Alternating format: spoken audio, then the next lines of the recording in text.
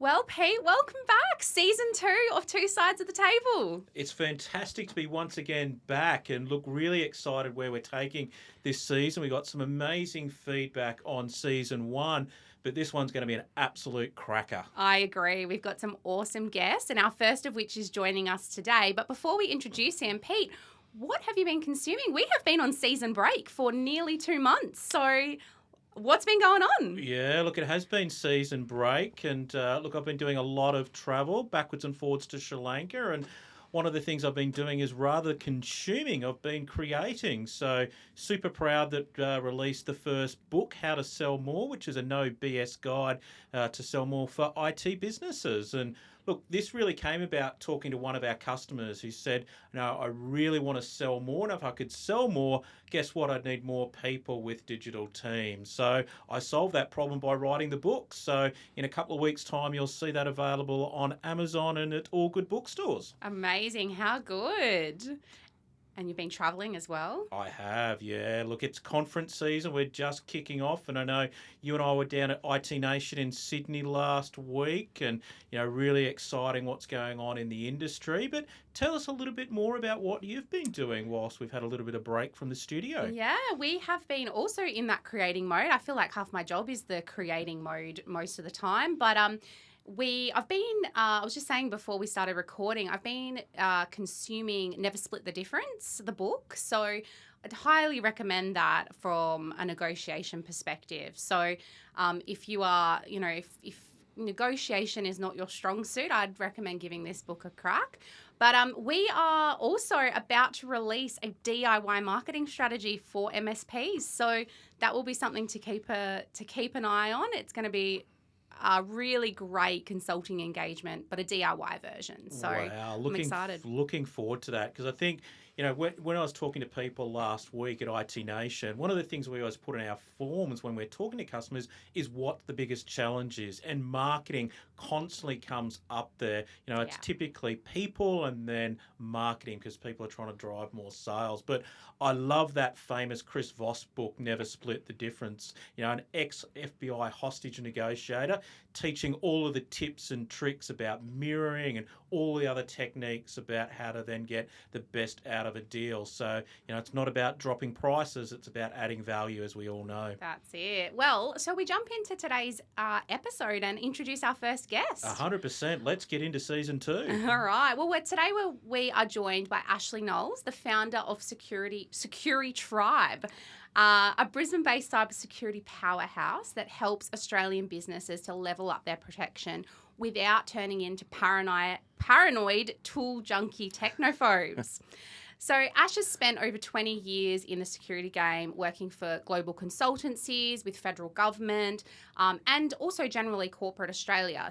And he now leads Security Tribe as their founder and managing director, but also playing the VCISO role. So and he is joining us today basically to talk about his business and how he's navigating that and what he's seeing in the market. Welcome to Two Sides of the Table, Ash. Thanks for having me. Very excited to be here. First time we've done a podcast, and so this is really fun. Amazing. And so what our standard question for all our guests is, what have you been reading over the last couple of months? Yeah, well, new Alex Hormozi book. So talking about marketing, talking about sales, he's just dropped $100 million money models. If you're into that kind of stuff, he's got a bit of an interesting following. I've got a bit of a gym background, so pumping a bit of iron and stuff. But it's very, very much part of my ethos. Is you got to train hard to get better and continuous improvement, all that kind of stuff, and that's really evident in our business. But he's got that background and applies money and marketing and sales with that same kind of model, right? And it's really kind of just clicked with me and several other people. It's quite viral, so it's been a fantastic read and following along with the community on how they're implementing some of his ideas. That's really great. Fun. It's great sometimes when you find a book that really dives into an area that you are sort of passionate about. It helps you relate to that author and their points a little bit more, right? Yeah, absolutely. Well, I'm heading to HubSpot Inbound in San Fran next week, so I think I'm going to have to add that one to the Kindle and smash it out on the long haul flight. So always love getting a good book recommendation there, especially one that's outside of my sort of normal recommendation list on Amazon there. Awesome. So, Ash, talk to us about Security Tribe. What was the motivation behind starting the business? What's the business all about? What do you do?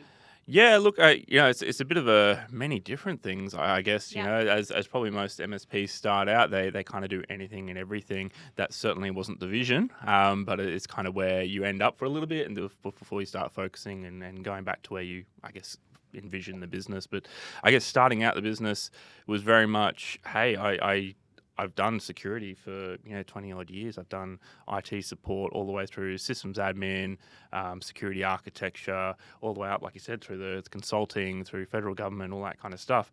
And now I'm actually taking that knowledge back and going, hey, how can we apply this to small businesses? So there's a big need in the small medium enterprise at the moment. They're just not implementing security properly, or they need better help than what they're currently potentially getting. So even working with some of the MSPs, right, working with them to actually align to frameworks like ISO 27001, or when it gets too big for them, when they need to start doing IRAP and ISM related stuff, ASD Essential 8 even, some of those things are just a little bit too far for most MSPs. So that's where I kind of add a little bit of additional expertise, right? Coming in with that really strong background in federal and enterprise, and bringing that kind of experience back into the small medium enterprise kind of level. I love how you started the conversation, and actually we're pretty open about what I call the goodies theory of you'll do anything for anyone, anytime, anywhere, anyhow, until you really work out what that core value proposition actually is. And I think often businesses are afraid to talk about that because often in that forming phase, it's really about trying to work out, well, what is my niche? Who does my ideal customer look like?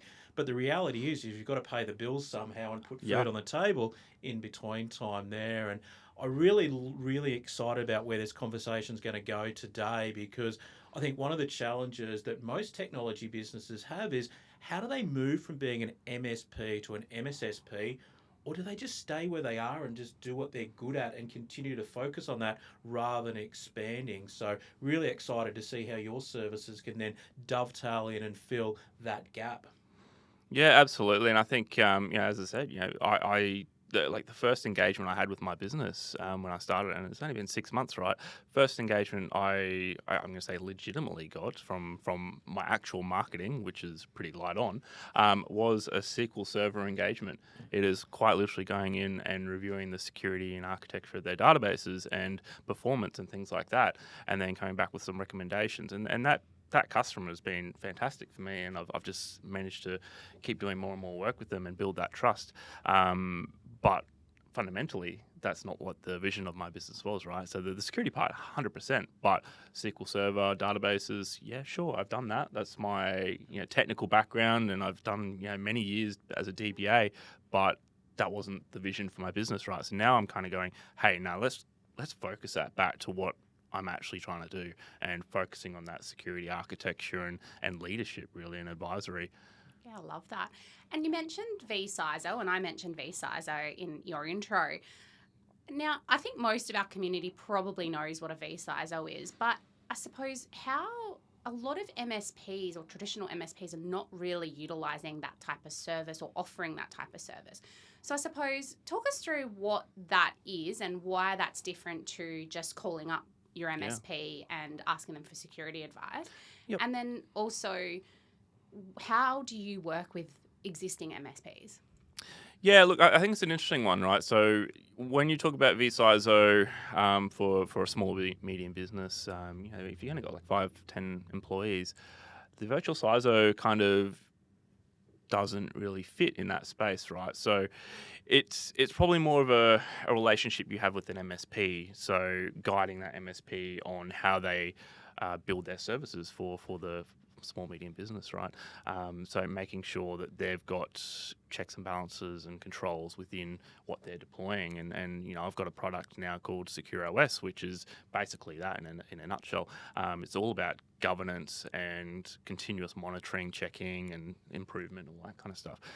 So that's kind of what I bring as a virtual CISO, is that governance, monitoring, and just general just guidance over the top of the technical solution. So having a very technical background to start with, I'm able to speak with the MSP or even technical people within a business, and then apply that GRC and even business and strategy lens over the top of that, and help them, I guess, with whether it's a roadmap or just little tactical things, go, hey, okay, you might have a web application, for example, whether it's a WordPress or whether you're an app kind of startup, right? And you're starting to get traction with that. You're getting more customers on board, but maybe you never put a firewall in front of it. And it's just like implementing simple things like that. Now that's a really simple example, but in some other cases, we're looking at things like PII. So we're capturing, tax file numbers or licenses and things like that. You see this a lot in HR or legal firms and things like that. And those are massive, massive critical areas in businesses and massive data breach waiting to happen. And MSPs should be worried about it. So as an MSP, like, how are you actually helping your customer identify that data and secure it and make sure they know the risk of a data breach that's waiting to happen in their own house, right? Yeah. Yeah, look, we've just renewed our cybersecurity policy, and it was interesting when we went through that renewal form. They're asking more and more information detailed, and one of the things was around what do we store in our HR system, any personally identifiable data, everything from passports through to then driver's license details and things like that. So I think that's driving that awareness, is that often there's this catalyst about, well, I haven't thought about what I'm actually storing. I just simply have a business process that uploads that. And I was quite surprised when I reviewed our renewal form, the amount of detail that they were going into about trying to understand our risk profile as a business. And I imagine that you're seeing that day in, day out with your customers. Yeah, 100%. And I think the biggest issue I find there is that with that insurance, it's a checkbox exercise, right? You're going tick, tick, tick. And that's just compliance. So and that's one of the biggest problems in this space at the moment. Everyone's going tick, tick, tick, tick, tick, but they're not coming back and monitoring it throughout the year. So, at the start of the year when you get that insurance policy, maybe we don't have any of that PII in our HR system, but throughout the year, how does that change? How are we monitoring that and checking, is that still relevant? Did we answer that correctly then, but now that's changed? And if so, what are we doing to make sure that we rein that back in? And that's kind of the process I do, right, on a monthly basis. So, what new systems have we implemented, or what new data have we produced or created or collected, and how are we actually measuring that against, that insurance baseline for a starter, but also, the governance of that, and how do we protect that? If we've just started collecting PII out of nowhere, like, what are we doing to make sure that isn't breached later on down the track? Yeah, and it's an evolving landscape. Look, I have to admit there was a question on there that made us step up and think, because one of the things that we do is we capture biometric data, so fingerprints. So all of our offices in Sri Lanka use your fingerprint in order to be able to get in there. And one of the questions on this policy was, what do you do with that data when somebody leaves the organisation? And to be honest, we've never thought about that. We obviously have offboarding processes for many, many other things, but never really thought about that biometric system there. So I love the fact that there's now a service that's really thinking about that day in, day out for customers. Yeah, I agree. It's a really almost scary concept to think about. There's so much data that we give an employer or we give to certain services that we actually don't know what they're doing from a storage perspective, or and what would happen if they were breached. And I know you don't like using the fear mongering side of things, and that my comment certainly wasn't around that, but it can be a little bit scary to think about that. So MSPs really should be maybe having these conversations with their customers about this type of stuff. Yeah, and it really relates to the whole TSP kind of model that's coming out through MSPs as well, right? Where you're building trust with them by giving them that advice, right? It's not to say you have to charge for it or anything, but just saying off the cuff, it's like, hey, I noticed you're doing this. Just ask the question. How are you securing that information, right? Because if no one's thought about it and you're asking the question, then someone's going to go, oh, we haven't thought about that. Yeah. And that's what it's really about, isn't it? Just that little bit of extra value just by questioning, asking questions, and Yeah, Who that's would think it. about it? Yeah, look, there's an interesting article. We'll pop it in the show notes afterwards that KPMG have just brought out about the changing world of managed service providers. And I think often traditionally customers saw it as an insurance policy. It was almost a set and forget. It almost was a passive rather than active engagement there. My printer's not working. I've got this message. What do I do with it? They knew that they had someone that would be able to fix that, where that modern engagement that you're talking about means that it's no longer just waiting for the ticket to come in, but how do you then continue to guide that business as they're bringing new systems and processes in place and getting really close to what it is that they're doing, but also helping make awareness of some of the risk that's there as well. Yeah, definitely. Let's shift gears now. I think your business is only 6 months old, which is fabulous. Like, I think it's great. I think the fact that you've had so much uptake in your offering in that time, it shows that there is a clear gap in that market. What has been some of we like to get raw and real on this podcast. So what's been some of your biggest challenges that you've seen so far in the last, 6 to 12 months? For the business? Yeah. Well, I think this is probably very, very timely for everyone, I think, and that's sales, right? I know ConnectWise, like just last week, they said something like 25% of businesses, MSPs, are not profitable, and I feel that, absolutely feel that. So, for me, I've been a technical IT person for 25 odd years, or longer than that, really. I started working with computers, when I was like 13, right? Sitting at home, coding HTML, going, "Oh, I've created a website." So that's been really fun. But getting out of my shell as that typical IT kind of person, you wouldn't want to see me at 17. I was really skinny, glasses, typical nerd, right? And I've I think over time come out of my shell. But I've never really been in that sales, marketing, even business kind of space, right? It's only through consulting and several years of being in more professional and leadership roles where I've had to push myself out there and get into that, right? And even in high school, right? Public speaking was definitely not one of the things I was able to do. I fumbled my way through public speaking in school, and it was probably about 10 odd years ago I did probably my first public speech, so to speak, and that was actually I used to work for a company called Avanade, big Microsoft consultancy, but I was actually over in Seattle working for them, and they invited me to speak about Australia to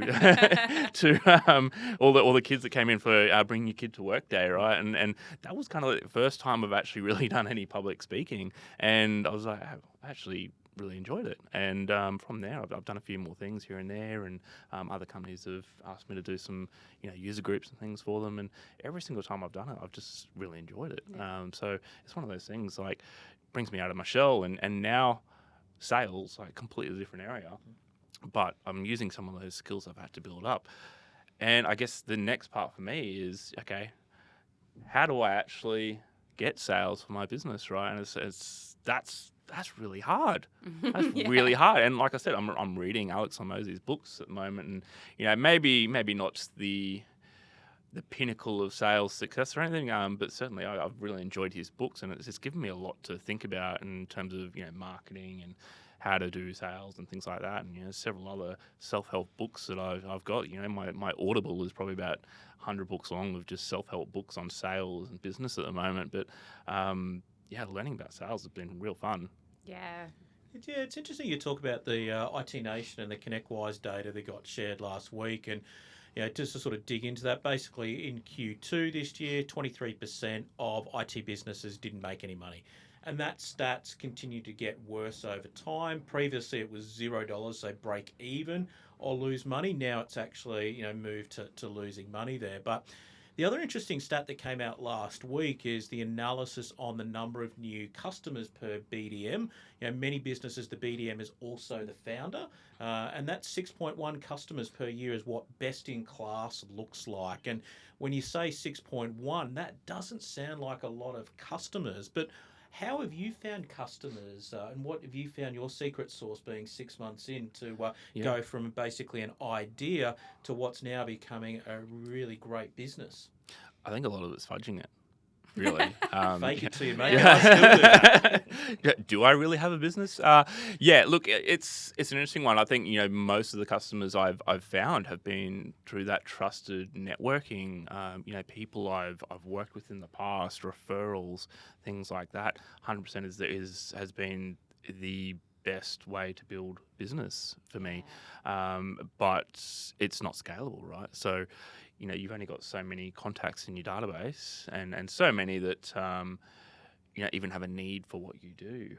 So, going down so far through the list and I'm actually going through it going, okay, well, you're not a startup, you're not a startup, you're not a startup. Oh, you might be interested. But, there's very few in my contact database, for example, that might actually need my services. So the trick there is, how do I go outside of that world that I live in and my contact database? How do I go outside that? And how do I get more leads and things like that, right? I think there's really something to be said for that, actually, in regards to getting out there in front of your ideal customer. Like, actually, I'm talking like on the ground, boots on the ground, in front of them, in person. I think that is really, an area that a lot of business owners, particularly in this space, are missing out on because it is uncomfortable. It's hard to get out there and, put your face up there and talk to people, especially if you're a bit more on that introverted side. So I think that's right. Like that networking component, that, going to the conferences, having the conversations with people has really been, I think the secret recipe for a lot of people. Yeah, and I don't want to throw marketing and sales under the bus, but, I think that it's not a golden ticket, right? You need to still have networking and, face-to-face things. That builds trust. That's how you actually, turn, I guess, those leads into an actual sale. And, I certainly lean on my lead generation to set me up with meetings and then rely on, I guess, my warmth to convert someone. But I guess, it's you still need that constant stream of stuff, though, right? And you said 6.1. 6.1 per year. Yeah, that's not many. Especially if you got 6 leads coming in, and you need more than 6 leads, right? That's a lot more leads than 6. So, Yeah, the typical ratio is the 10-1. So in order to get 6.1 means you need 61 leads come in. But I think you've really touched on an interesting point there, and that's that people buy from people. And it's very much a relationship game. And I think that the service that you're providing is very much building on the relationships that those existing businesses have, because the reality is the technology stack is getting so wide. Not only modern work, but security and automation and everything else there. It's very hard for one business to do everything. And that's why I think partnerships are so important. And the traditional approach of, I want to do everything, no, I'm not going to do it unless it's built here, really don't hold up in a modern world. And that's why I'm really excited by the momentum that you're seeing working with customers in that space. Do you think you're your biggest roadblock, Ash? 100%. 100%. So I think, Pete, you'll know this as well, but my biggest roadblock is just following up on the things that I've got to do. I just am constantly creating work for myself, and I'm roadblocking myself by going, I need to do this and this and this and this and this. And I'm just got this big long list that's growing all the time, right? So prioritizing that list properly and following up, Pete knows he's called me last week and, multiple times over last week, Ash, just following up on this. Yeah, he has. It's and I think that's, as a business owner, you need to, know your weaknesses, right? And things like that. You need to have systems in place to rein them in, right? And so, probably a really good segue into AI and things, because there's a lot of tools out there now that'll go, hey, you haven't responded to that email. Or, hey, Pete's waiting on an answer from you. So, lots of stuff like that. And using tools to your advantage, right? You need to make sure you've got systems and tools and processes in place to, I guess, work on those weaknesses in your business. And I'm on a bit of a journey, understanding what those are. And as I understand them, I go, how do I fix this? How do I put something in place so that I'm not annoying the hell out of suppliers or customers, and making sure that they're not sitting around waiting for me for in my particular case, right? I'm sure Pete will attest that journey of constant process improvement never ends, right? No, it's continual. But I think one of the things is also having a strategy, because when you've got a strategy, it allows you to look at those activities and go, look, which of these is really noise and which of these is really going to move the needle forward. So, I'm always a big fan of that analogy of, will it make the boat go faster? There's lots of things that you could do, but is it really going to have the impact that you want on your business? And having that clear strategy just allows you to then go, oh, well, this is the priority, and the urgent versus important really helps unlock that very, very easily with that. And look, I go through the same thing every now and then. The to-do list just gets crazy, and then it's just, how do you distill that back to what are the 3 things that are really going to make a difference today? Yeah, that's it. So you touched on AI tools and how you use AI tools. How are you using AI in your business? And I guess being in the security space, do you see it as a weapon for attackers, or do you see it as a defender, or both? Oh, that's a really tricky one, right? So, look, everyone wants to put .ai on the end of their domain at the moment, and say they've got an AI tool. I use AI every day. I reckon I'm the number one ChatGPT user in Australia for sure. Look, I do use it every day, and I've got the full business one where you lock down all your data and keep it. The enterprise model. Yeah, it doesn't train on your data and all that kind of stuff. So, I think it's important that people who are going out there and using AI, they obviously have to make sure those kind of things are in place. But in terms of, I guess, risks and opportunities, or who's using it, absolutely, you've got attackers using it. I see with a lot of business at the moment, they're getting phishing emails, and the phishing emails now are just so targeted. And sophisticated, right? Yeah, when you strip out the in this digital age and all the emojis and all the ChatGPT-isms, they're easy to pick, right? But no, they're also being used, to craft emails that look like they're from your bank. And it's not hard to do that in the first place, but when you add AI in there, it's giving you more convincing content for these emails, and even with the voice kind of emulation, I guess, if you want to call it that. There's voice models now that they can just pick up the phone, they give them a script, and it will call and it will speak out this script and have a proper conversation with someone. And as a scammer, if I was a scammer, I'd 100% be using that. I'd use that, dial a million numbers, and go bang, bang, bang, bang, bang, and you're going to get a lot of people. And because at the end of the day, it's a numbers game, both in sales and scamming people. And if right? you look at the Qantas attack, or the Marks and Spencer attack, or M&S over in the UK, that was IT service providers that use those tools to actually impersonate, I'm Bob, can you reset my password, etc. In order to be able to do that. But what's your favourite AI tool? You've mentioned ChatGPT. What's your favourite? Look, I actually found an awesome one the other day, and it's called Insta Headshots. Now, you'll probably see this on my LinkedIn. I've got a beautiful new profile picture. I noticed this morning when I was doing my research. I look like such a professional. Me and my wife were going through, the top picks from Insta Headshot, and you upload 10 photos, right, and then out pops 200 odd headshots, and you go, oh, well, I want that one. I'm like, that's me. I'll have to go and check that out. I could definitely use with some airbrushing, that's for sure. Oh, absolutely, yeah. You've got to really pay attention, though. Like everything AI, right? You can tell, and finding that right balance of what is blatant AI and what is kind of just on the edge, right? So, picking out your own face, for example, from an AI was really fun. But in terms of, general tools, that was really fun to use. And that's one of those, fun AI tools, right? But in terms of day-to-day use, I'm actually using one called Fixer, and it's kind of like I used that last season. Yeah, it's kind of like your Copilot transcription and stuff in your Teams calls, but it also it reorganizes my mailbox, and it jumps on your phone call and records, and it gives you a transcript, gives you all the actions, and even sends it to the other participants in your meeting, right? But also what I really love actually is it actually integrates with your calendar and goes, hey, you've got this email from Kayla. Kayla wants to do a podcast with you. Here's some times where you're available, and then you can click which one you want and just schedules it, right?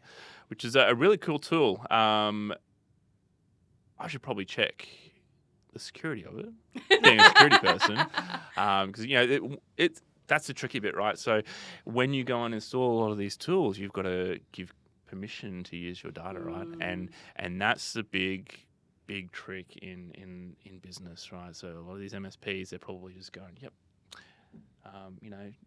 Joe in accounts, he needs this app, this Office 365 integrated app, and I'm going to consent to it for him.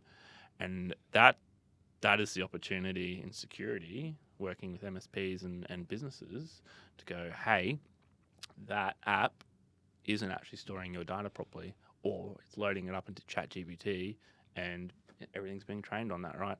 So, there's a big risk there. If you're just willy-nilly just going, yep, I'm going to sign up to that, log in with my Gmail or log in with my work email, and, accepting all the permissions that come out of the box, that is opening up a lot of holes. And I think you're going to see a big shift the next year or so, where there's going to be a lot more data breaches coming from AI tools and things like that. Wow.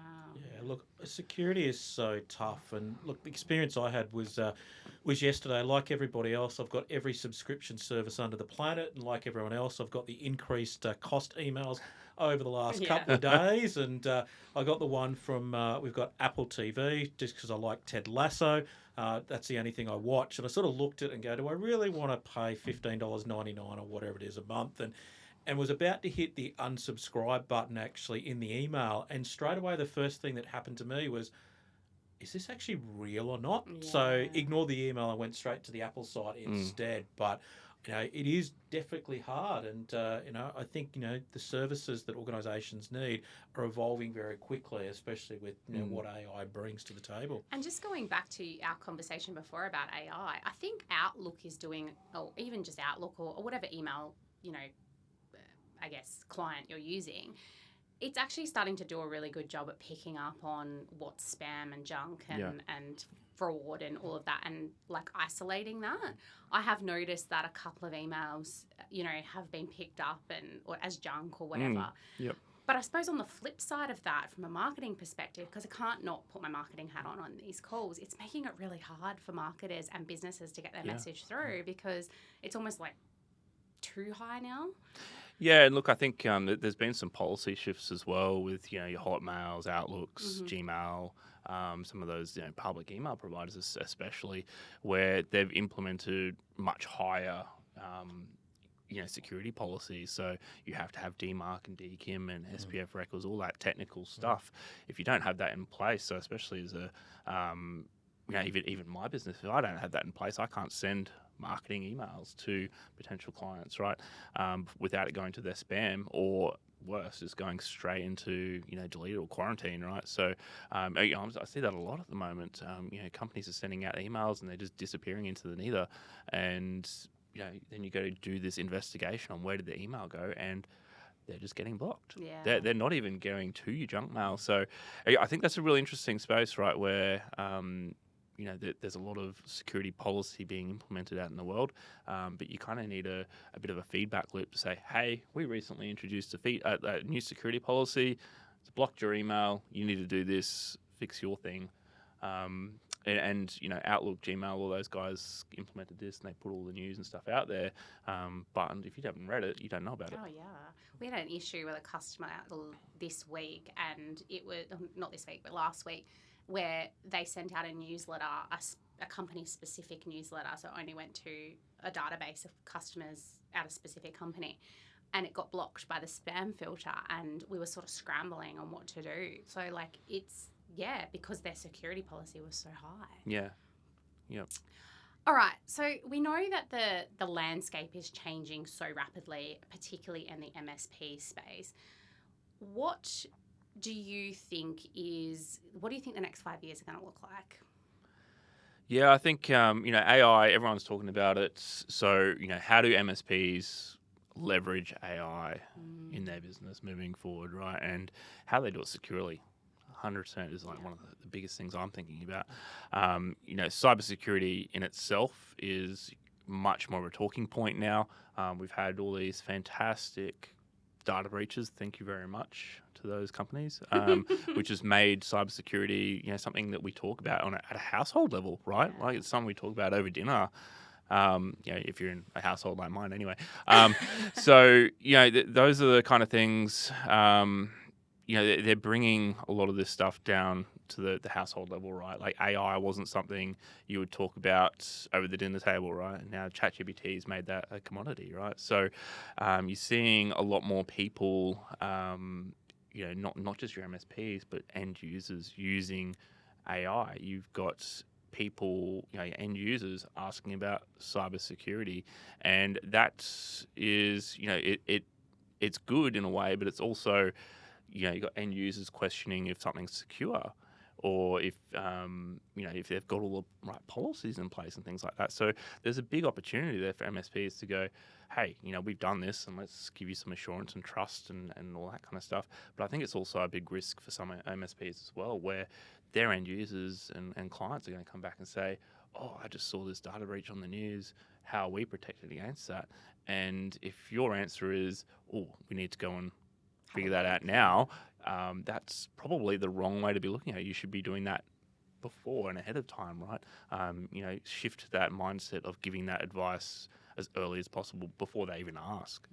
Yeah, look, there used to be the old joke that if your taxi driver's talking about something, it's become mainstream there. And I had to smile the other day. I was talking to my dad. He's 82 years old. Most days he can't even log onto his computer, let alone actually use it. But he called me up and he said, should I be learning this AI?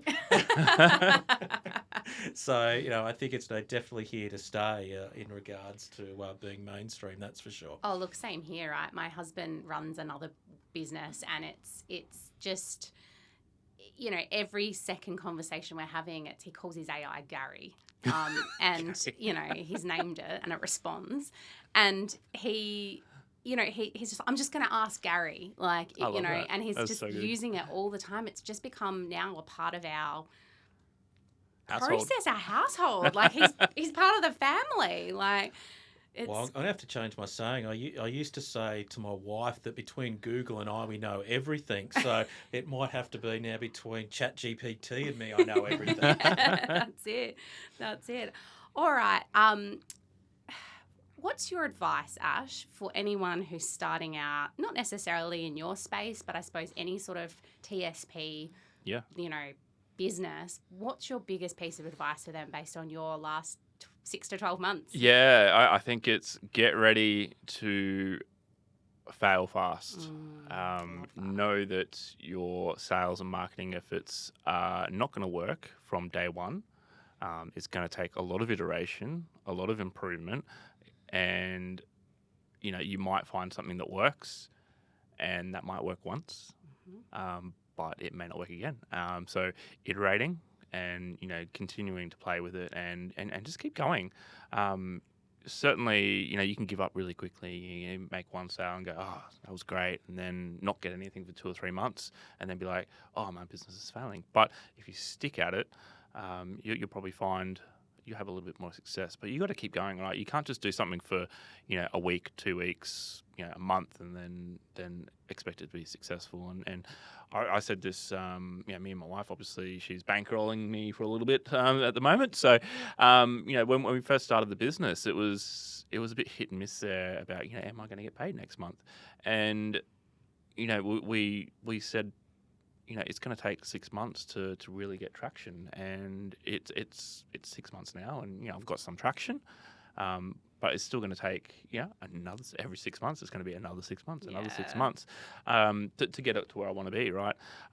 But you've got to be committed to that, and if you're not willing to take that risk, and if you don't have the resources available to you, maybe you need to think about that before you make the jump, or find a way. Just find a way. Like, and it might just be that, hey, you may have to take a second job or a contract or something like that to make sure you still got, food on the table and things like that. But, at the end of the day, if it's really what you truly want to do, stick to it. I love that. Like, that is so, thank you for that honesty, because I think a lot of people need to hear that. I've had many calls with Pete on the phone going, I don't think I'm going to get paid this month and I won't be able to do this. And it's scary as a business owner to sometimes, be in that situation. So I think, and I'm going to snip out that part of this recording and go, it's not always going to work from day one. Like, just because you switch marketing on, it doesn't mean leads are going to pour through the door. I'm going to put that in my sales proposals. Oh man, especially like LinkedIn ads, right? Like, It's so expensive. this is the advice I should have led with. Do not use LinkedIn ads unless you know what you're doing, because it's easy to just go spend $3,000 on LinkedIn ads and get zero return on it. Yeah. So if you don't know what you're doing with marketing, you talk to someone who does. And it's so good that you have that support as well around you at home. Like, that was the biggest thing that, we spoke about as well. My husband, did a lot of bankrolling for me when I first started Inception, and now it's the other way around. But it is important that you have that support network as well around you, whether that's, at home, but also in your community. Like, you can't do it all by yourself. Yeah, but I think the other thing is, don't be afraid to talk to other people about the challenges as well, because I think the reality is either someone's been through those challenges or they're actually currently going through those challenges. And I think, those peer groups, whether they're a formal peer group or whether it's a red wine club or whatever it might be, is really important to be able to learn and grow from each other and get those little insights. Like, the LinkedIn marketing one, like, someone might be thinking about going down that path and it's like, no, danger, Will Robertson, danger, Will Robertson. And I'd love to get a link to that red wine group. That sounds good. I will invite you to the next one. Fabulous. Well, I think that's it, Ash. Thank you so much for joining us on today's episode. Really enjoyed it. Thank you. Yeah, fantastic. And look, if you folks are looking to try and make contact with you and learning more about the services that you offer or how they can work with you, what's the best way for folks to get in contact with you, Ashley? Yeah, look, at the best way is either on LinkedIn. You just look me up, Ashley Knowles, or on our website, which is just securitytribe.com. Fantastic. Thank Awesome. you. Thank you. Thanks so much for another great episode, Pete. We'll see you next time.